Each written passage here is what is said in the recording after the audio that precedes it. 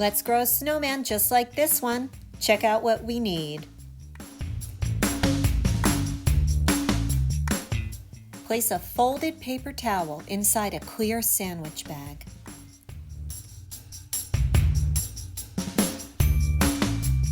Draw your snowman using permanent marker. Your parent or guardian may need to help you with this one.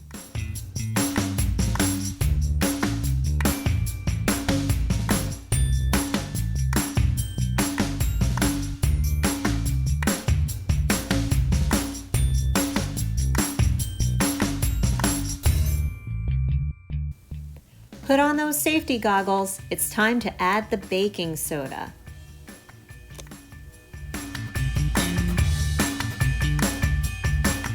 Grab your adult. They're going to add a small amount of vinegar, about 1 tablespoon.